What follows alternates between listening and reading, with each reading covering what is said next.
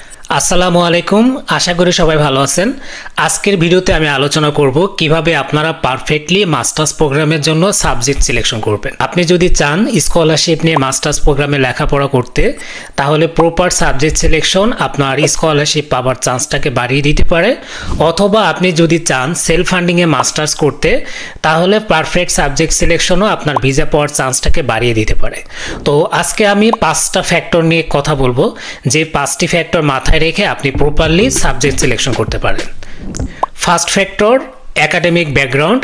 Masters প্রোগ্রামের জন্য আপনার এমন সাবজেক্ট সিলেক্ট করা উচিত যেই সাবজেক্টটা আপনার আন্ডার গ্র্যাডের সাবজেক্টের সাথে ম্যাচ করে। ফর এক্সাম্পল, আমি রুয়েট থেকে সিভিল ইঞ্জিনিয়ারিংয়ে আন্ডার গ্র্যাড করেছি। তো মাস্টার্স করার জন্য আমার হাতে বেশ কয়েকটি অপশন ছিল, কারণ সিভিল ইঞ্জিনিয়ারিংয়ের আন্ডারে কয়েকটি মেজর সাবজেক্ট থাকে। আমি যখন 4th ইয়ারে ছিলাম তখনই ডিসাইড করেছিলাম আমি এনভায়রনমেন্টাল ইঞ্জিনিয়ারিংয়ে আমার মাস্টার্স প্রোগ্রামটা কানাডা, ইউএসএ আর অস্ট্রেলিয়াতে করব। Number 2 factor, academic strength. আমরা মোটামুটি সবাই জানি আন্ডার গ্রেড একটা জেনারেল সাবজেক্টের উপর থাকে এবং ওই জেনারেল সাবজেক্টের আন্ডারে বেশ কয়েকটি মেজর সাবজেক্ট থাকে। আমরা মাস্টার্স বা পিএইচডি করার জন্য ওই জেনারেল সাবজেক্টের আন্ডারে যে মেজর সাবজেক্টগুলো থাকে ওইটার যে কোনো একটার উপরে আমরা মাস্টার্স বা পিএইচডি করি। For example, for my case, আমার আন্ডার গ্রেডে থিসিস ছিল এনভায়রনমেন্টাল ইঞ্জিনিয়ারিংয়ের উপরে এবং এই ফিল্ডের উপরে আমার 3টা পাবলিকেশন ছিল। তো আমার কিন্তু আরও অনেকগুলো মেজর ছিল। তো আমার যেহেতু এনভায়রনমেন্টাল ইঞ্জিনিয়ারিংয়ে থিসিসটা ছিল এবং বেশ কিছু পাবলিকেশন ছিল, এই কারণে আমি ডিসাইড করেছিলাম এনভায়রনমেন্টাল ইঞ্জিনিয়ারিংয়ে আমি মাস্টার্স করব।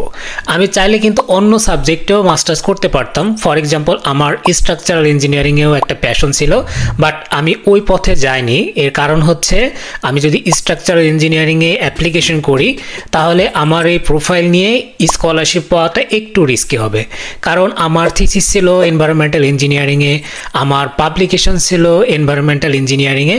আমি যদি অ্যাডমিশন কমিটিকে বোঝাইতে পারি বা সুপারভাইজারকে বোঝাইতে পারি আমার এনভায়রনমেন্টাল ইঞ্জিনিয়ারিংয়েই ভালো একটা ব্যাকগ্রাউন্ড আছে, তাহলে কিন্তু আমার সুপারভাইজার ম্যানেজ করতে বা অ্যাডমিশন স্কলারশিপ পেতে অনেক সুবিধা হবে।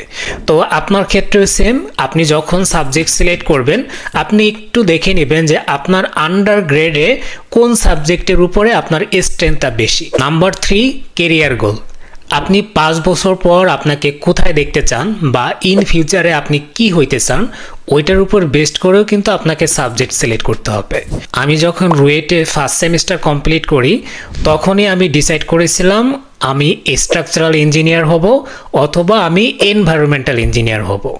যখন 4th ইয়ারে এনভায়রনমেন্টাল ইঞ্জিনিয়ারিংয়ে আমার থিসিস টপিকটা সিলেক্ট হয়ে গেল এবং এই ফিল্ডেই আমার কয়েকটা পাবলিকেশনস হয়ে গেল, তখন আমি ফিক্সড ডিসিশন নিলাম যে আমি এনভায়রনমেন্টাল ইঞ্জিনিয়ার হিসেবেই ফিউচারে কেরিয়ার গড়ব।